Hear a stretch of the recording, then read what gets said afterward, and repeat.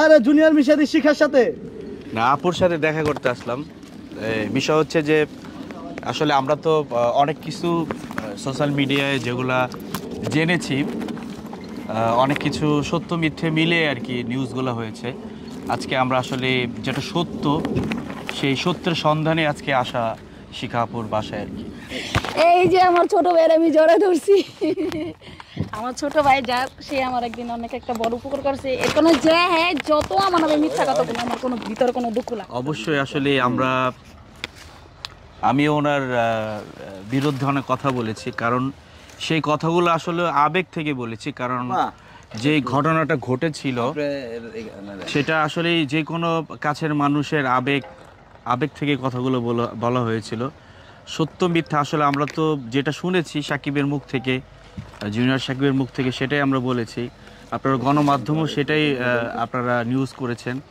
এখন সত্য ঘটনা আসলে যিনি এই ঘটনার সাথে একেবারে জড়িত তিনি আসলে ভালো জানেন সেদিন কি ঘটেছিল এবং কেন এমন একটা পদক্ষেপ উনি নিয়েছিল, যেটা আসলেই আমার মনে হয় সেটা না নিলেও পারতো। সেটা আসলে ওনার কষ্ট থেকে উনি এটা ভালো জানেন, উনি আপনাদের সেটা প্রকাশ। এটা অবশ্যই, কারণ যেমন একটা ছেলে তার স্ত্রীর ভাগ কাউকে দিতে চায় না বা দিতে কখনোই পারে না, তেমনি ওটা যদি আমরা ওই সমানভাবে এটা বিবেচনা করি তাহলে একটা মেয়েও কখনো তার স্বামীকে ভাগ কখনোই কাউকে দিতে চাইবে না। আসলে শিকাপুর সাথে তো তখন তো কারোই যোগাযোগ হয়নি, কারণ তখন তো তিনি জেলখানায় ছিল। এখন সেই বিষয়ে আর কি আপনারা জেনেছেন, আমিও যতটুকু আপনাদের মাধ্যমে জেনেছি, আর বাকিটা তো সরাসরি আসলাম জানতে। মানে এরকম একটা জিনিসে আমার উপকারটা করছে, মানে আমার সন্তান নিয়ে আমি কসম কাটছিলাম। এতটুকুই মিশা ভাই বুঝুক যে শিখা কখনো মিথ্যা কথা বলে না। আর শিখা যদি মিথ্যা কথা বলতো, শিখা কিন্তু শিখার দুইটা সন্তান নিয়ে কসম কাটছিল। শিখার নামে আমি অনেক মিথ্যা কথা বলছি, তাহলে শিখা বলে দিত যে মিশায় আমার ওই জিনিসটা আমার দেখাই দিছে, ওই জিনিসটা আমার হেল্প করছে। আমি কিন্তু বলতাম, আমি কিন্তু বলিনি। হ্যাঁ, অনেক ভিডিওতে আমার নামে বাজে কথা বলছেন, অনেক কথাই বলছে, তারপরও আমি ঝালকানে শুনছি। শোনার মধ্যে একটা জিনিসই ভাইবা নিছি, সে একদিন হলে আমার একটা উপকার করছে। এর কারণে আমার ফ্যামিলি পুরো হের প্রতি মানে রাগ অভিমান, কিন্তু আমার এর হের প্রতি কোনো অভিমান নেই। এখানে একটা বিষয় হচ্ছে আমি কিন্তু যে ভিডিওতে যে কথাগুলো বলছি সেটা আমি কিন্তু প্রকাশ করছি, যে যেটা আমাদের জানানো হয়েছে সেটাই আমরা বলছি।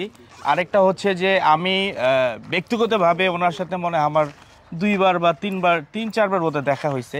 ওনার সাথে আমার ব্যক্তিগত কোনো আলাদা কোনো সম্পর্কও নাই, কখনো আলাপ সালাপও হয় না, বা কখনো ওনার পার্সোনাল ব্যাপারে আমি কখনো ইন্টারফেয়ার করি নাই।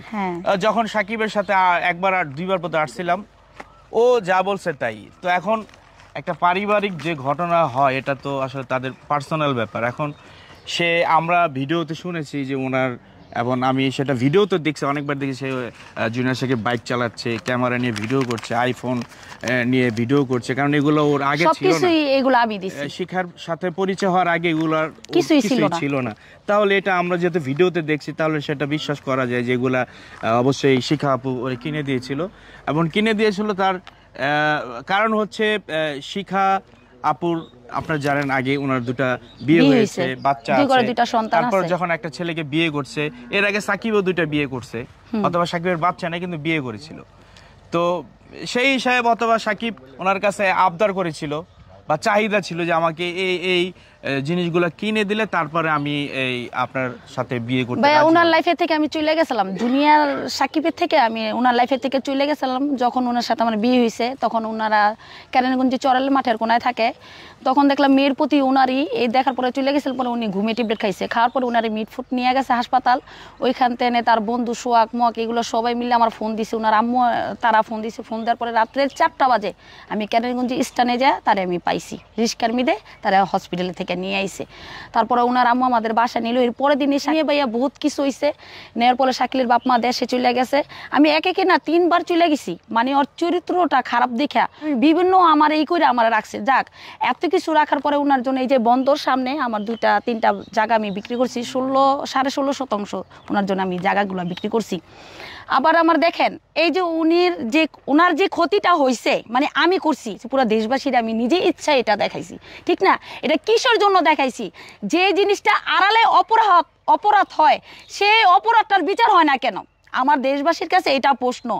এই যে ইকরারে ও বহুত বলছে, এই জায়গায় অনেকবার নিউজ নিছেন আমার বাসায় এসা, ও কিন্তু বলছে ইকরারে ভালোবাসে, আমারে ভালোবাসে না, কিন্তু আমার থেকে কিন্তু ও অনেকবার চলে গেছে। আপনারা দেখছেন না মিডিয়াতে, ও সাদা কাপড়ের কাপড় পরে নিউজ দিছে, বলছে ওর দুই জায়গায় এই সেই, মানে বিভিন্ন ধরনের বিভিন্ন প্রকারের ও কিন্তু কথা বলছে। কিন্তু কথা বলার পরে বারবার কেন ও আমার কাছে মানে ফিরে আসে, আমার প্রশ্ন এক। আর দ্বিতীয়ত, ও এতবার গেছে, যদি ও যে আমার যদি তালাক দিত আমি ওরা কিছু করতে পারতাম না।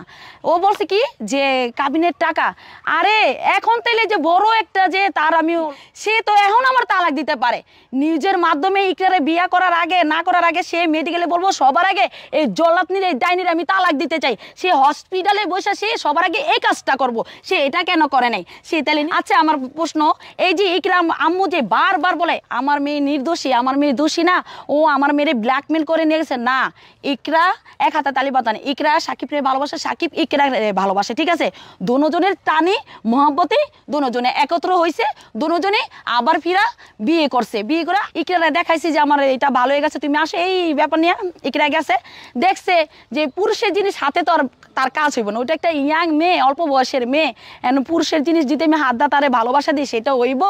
এরকমই যেরকম ইকরা বুঝেন না কেন, ইকরার মা কিন্তু এখনো বলে যে আমার মেয়ে ইকরার সাথে আর কিছু হয়নি, বিয়ে হয়নি, স্বাধীনে, তারপরে হেরা 2-3 বার তালাক দেওয়া হয়েছে। আচ্ছা না হইলে কি তালাক দেওয়া হয়েছেন? না হলে কি আপনার মেয়ে আমার কে এখন সাকিব নিতে পারবো?